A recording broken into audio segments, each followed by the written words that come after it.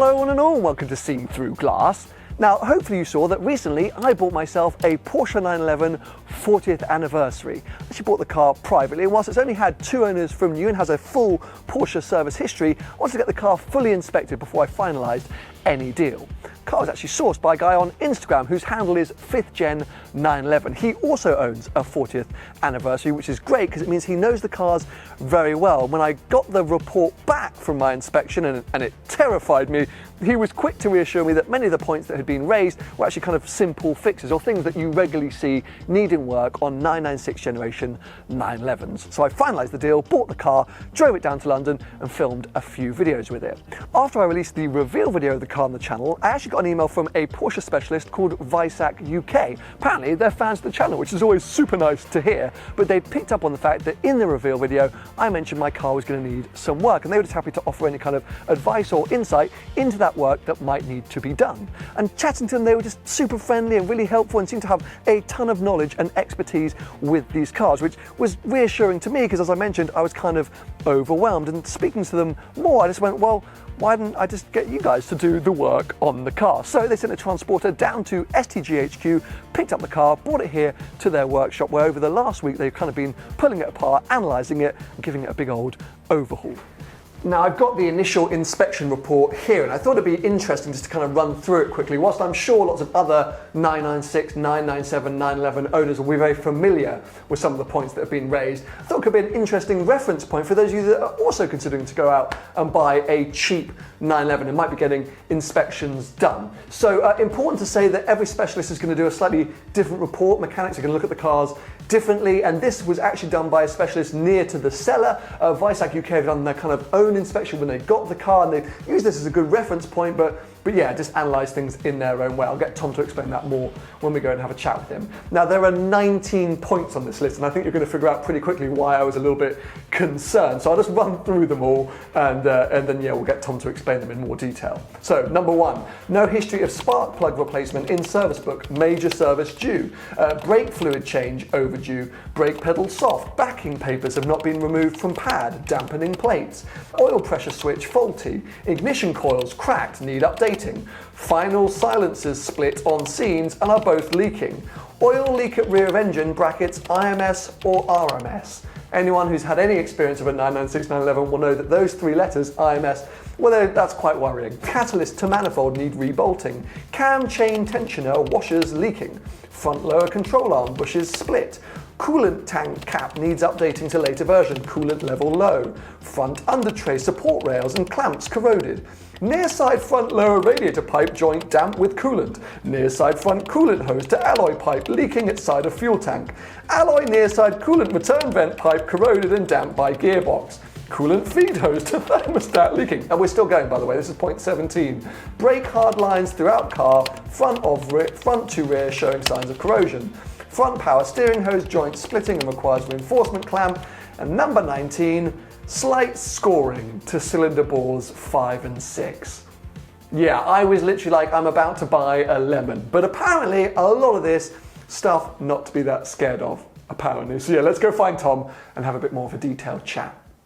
The car wasn't bad to start off with. We found actually it drove quite well on the road. There was no major problems as such, like numbness or over wear and tear.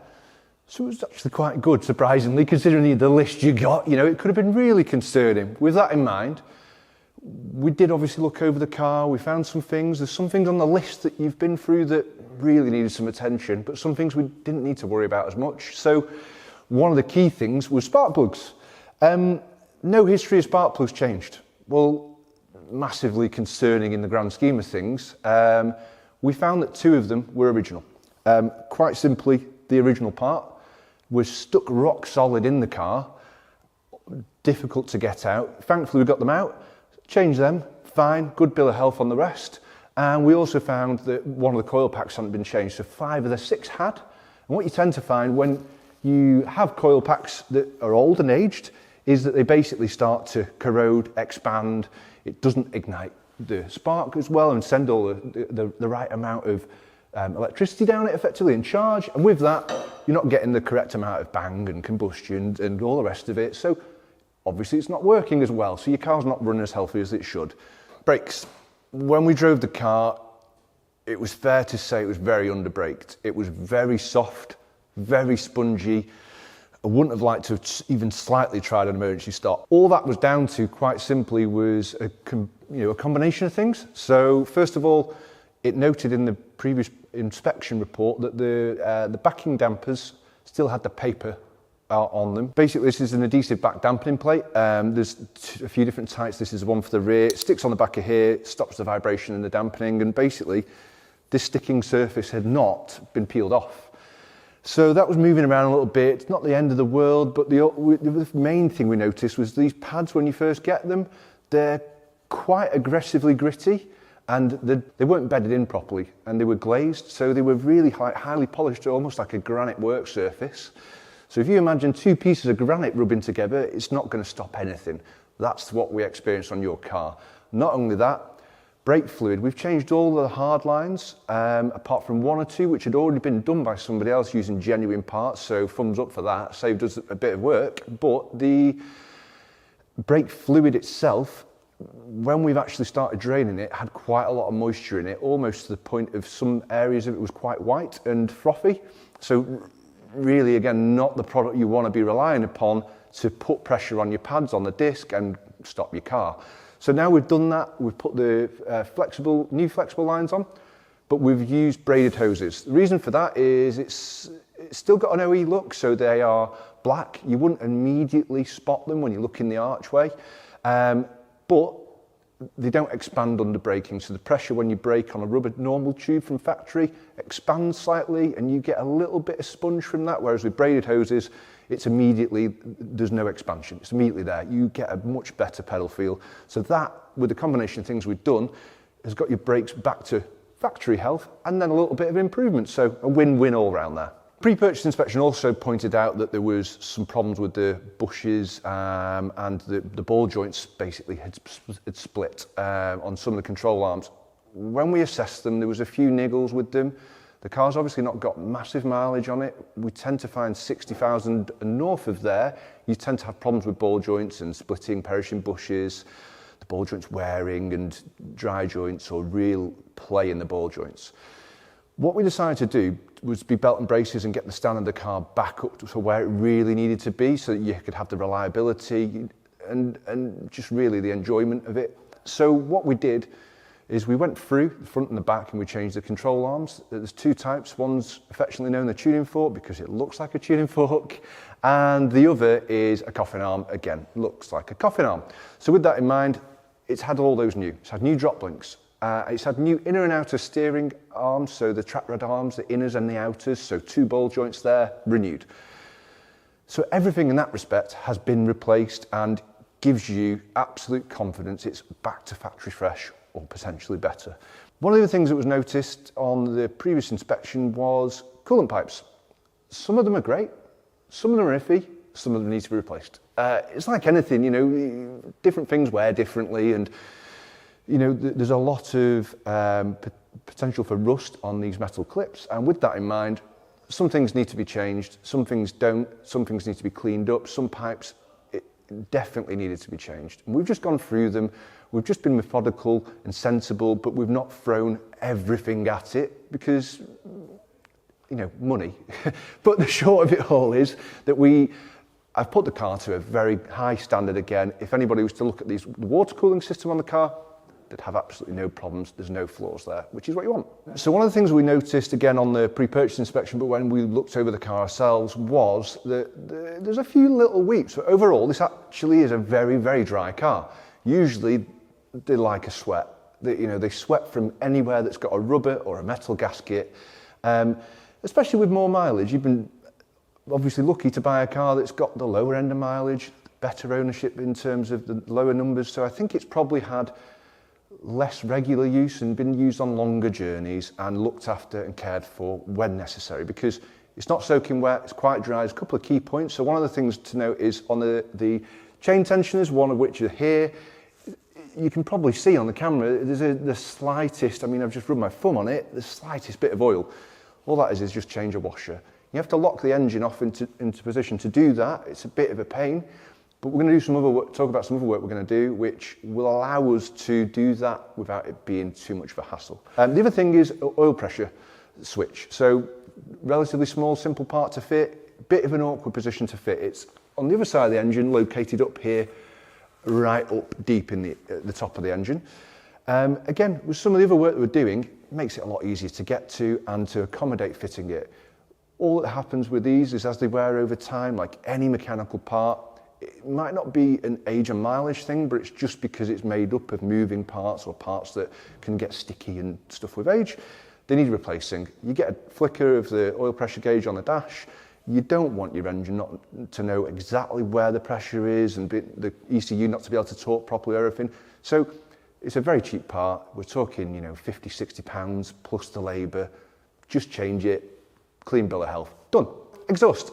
Money no object, we would just replace with probably genuine like-for-like Porsche, but that's expensive and almost unnecessary. There's, as you can imagine, a whole host of different aftermarket suppliers in the manufacturing chain that do offer good value for money. So what we've decided to do is change anything that was worn. So all of the bolts on the brackets, the clamps, everything similar, they perish with age and heat cycles. A good example is just up here. There's a bolt and a nut effectively that holds the manifold onto the catalytic converters. They've just perished to nothing. We're going to replace those with new studs and nuts, and obviously all the rest of the items have new clamps, and we are putting new silencers on. We've decided to go for some Dansk sports silencers. They've got a slightly more fruity sound. There's definitely a weight saving, probably a third as an estimate over genuine. There's a massive cost saving. It can't be ignored, but very, very worthwhile bang for buck. The big one, the elephant in the room, IMS, rear main seal. You do both at the same time as a clutch and flywheel. Your clutch and flywheel has relative wear to the 50-something thousand miles that's on the car, but we did notice some clutch slip on the initial test drive, so it wasn't holding the power through the drivetrain and it was slipping, not engaging correctly and biting. So that was due to contaminants from the rear main seal area, and the oil was basically getting onto the clutch surface and not allowing a good gripping surface effectively. Rear main seal is a part that is basically changed naturally as time because the part's been updated for a better, more superseded part number. It's less prone to seeing leaks. However, everything has an opportunity to leak that is supposed to retain something, so it's not bomb-proof, but a good step in the right direction. And then there's the IMS. Everybody's got their own opinion, whether it's a specialist, somebody sat on the sofa on IMSs, and there's a big hoo-ha around them. If you were rebuilding the engine, you would probably not put a retrofit kit in, or you'd probably lean away from it, and you'd actually just put an upgrade bearing in, because when you're in there for a rebuild, you can do that. But when you've got the engine still in the car, you're not stripping down and spending £10,000 or more that it would cost to do the job right on rebuilding the engine. We're going to use a retrofit kit by a company called Ellen Engineering. They're sort of the leading authority on these things, and with that in mind, we're using their kit. There's others available, but we like them. They work well. They've got their own tools that makes the job absolutely spot on, so you've got no niggles or doubts in your mind whether it's right or not. And we use them, so that's what we'll be fitting to the car. Having said that, it doesn't really need it. The inspection shows that there's no play, there's no issues, there's no leaks, there's no rattles, there's nothing. But peace of mind, and it's all about this resale value. If it's not done, try selling 996 of high value without it. It's difficult, and you end up being one way or another done in the pocket. So changing it now so you've got peace of mind, reassurance, and you're ready for the next ownership further down the line. Last but not least, bore scoring. These engines are prone to having problems. Is some slight bore scoring on your car, but it's so little and minuscule that it's not even worth worrying about. If you were going to get this car to 150,000 miles, you would rebuild it and address it at that point. I'm very doubtful that this engine's going to go bang because of the amount of scoring on the bores. It's absolutely minuscule. So with that in mind, again, a bit of a thumbs up. you can always have a little bit of apprehension because something wrong with an engine's never good. However, it's absolutely fine in the grand scheme of things, and I personally wouldn't be worried about it if it was my vehicle. Well, huge thanks to Tom for talking through all those points in such detail.